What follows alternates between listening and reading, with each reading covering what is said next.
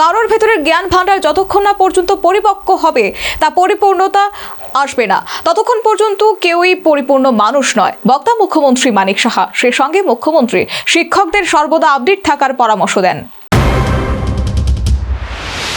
বিলোনিয়া মহকুমাধীন রাজনগর বিধানসভা কেন্দ্রের অন্তর্গত দক্ষিণ জেলার নিহারনগর দ্বাদশ শ্রেণী বিদ্যালয় এবং ঘোষখামার দ্বাদশ শ্রেণী বিদ্যালয়ের নবনির্মিত দ্বিতল স্কুল ভবনের উদ্বোধন করেন মুখ্যমন্ত্রী মানিক সাহা। উদ্বোধনী অনুষ্ঠানে অন্যান্যদের মধ্যে সমবায় মন্ত্রী শুক্লাচরণ নোয়াতিয়া, বিধায়িকা স্বপ্না মজুমদার, শিক্ষা দপ্তরের সচিব মিলিন্দ রামটেক, দক্ষিণ জেলার জেলা পরিষদের সভাধিপতি দীপক দত্ত, জেলা শাসক মোহাম্মদ সাজ্জাদ পি সহ অন্যান্য আধিকারিকরা উপস্থিত ছিলেন। মুখ্যমন্ত্রী প্রথমে নিহারনগর দ্বাদশ শ্রেণী বিদ্যালয়ের দ্বিতল ভবনটির ফিতে কেটে ও ফলক উন্মোচন করে উদ্বোধন করেন। এরপর তিনি ঘোষখামার দ্বাদশ শ্রেণী বিদ্যালয়টির উদ্বোধন করেন।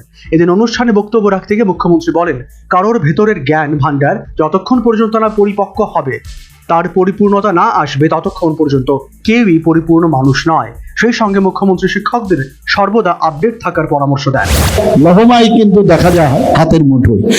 কাজে টিচাররা যত বেশি আপডেট, ক্লাসের ভিতর ঢোকার আগেও ওনার পাঠ্য বই ঠিক আছে, এগুলো থাকবে, কিন্তু তারপরেও কিছু না কিছু নতুন নতুন আসছে, সেইগুলো নিয়ে যখন, কারণ স্টুডেন্টরা কিন্তু পড়ে চলে আসছে, তো এই জায়গার মধ্যে যখন ক্লাসের মধ্যে আমরা যাব, নিজেকে যত বেশি আপডেট করব, তাহলে স্টুডেন্টরাও কিন্তু সেইভাবে আজকে আমাদের যারা ভবিষ্যৎ আমাদেরকে পথ দেখাবে, তাদেরকে আমরা প্রকৃত অর্থে তাদেরকে প্রকৃত শিক্ষা আমরা দিতে পারবো।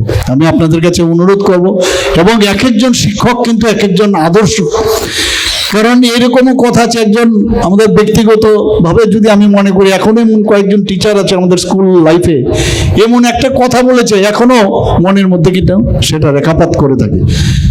তো সেই জায়গায় আজকে আমরা ইনফ্রাস্ট্রাকচার দিলাম, সমস্ত ব্যবস্থা করে দিলাম, লজিস্টিক সাপোর্ট দিলাম, ভালো টিচারও দিলাম, কিন্তু টিচারও যে স্টুডেন্টদের সাথে যে একটা মুখ্যমন্ত্রী বিগত বাম জমানার বিরুদ্ধে উষ্মা প্রকাশ করেন এবং বলেন, কমিউনিস্টরা রাজ্যের শিক্ষা ব্যবস্থা ধ্বংস করে দিয়েছে, আর এখন তা পুনরুদ্ধারের জন্য প্রধানমন্ত্রী মোদীর নেতৃত্বে জাতীয় শিক্ষানীতি চালু করা হয়েছে। ধ্বংস করে দিয়েছে।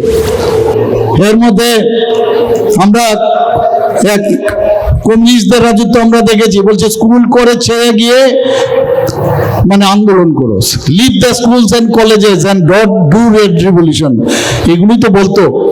এই যে একটা বিরাট গ্যাপ চলে এসছে, এখন মাননীয় প্রধানমন্ত্রীজি আবার সেই পুনরুদ্ধার করছেন। একদিকে রাম মন্দির নির্মাণ, আমাদের ভারতের যে যাদের আস্থা বিশ্বাস, সেই দিকে একদিকে, এবং আস্থার বিষয় যে আমাদের ভারত যেভাবে আমাদের বিবেকানন্দজি চিকাগোর মধ্যে গিয়ে ভারতকে সসম্মানে বসিয়েছে, ভারত সব ধর্মের প্রতি যে বিশ্বাস আশ্বাস রাখেন, সেটা চিকাগোতে যখন উনি বলেছেন, আরেক নরেন্দ্র মোদীজি এসে আবার এই ধরনের শিক্ষা ব্যবস্থা, ন্যাশনাল এডুকেশন পলিসি আবার নতুন করে এখানে সৃষ্টি করেছে। এইগুলো আমরা কিন্তু ন্যাশনাল এডুকেশন পলিসির মধ্যেই আমরা একের পর এক আমরা কাজ করছি। আমি সব জায়গায় কথা।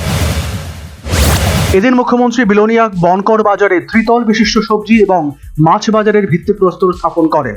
এই মাছ এবং সবজি বাজারটির জন্য ব্যয় হবে প্রায় 22 কোটি টাকা।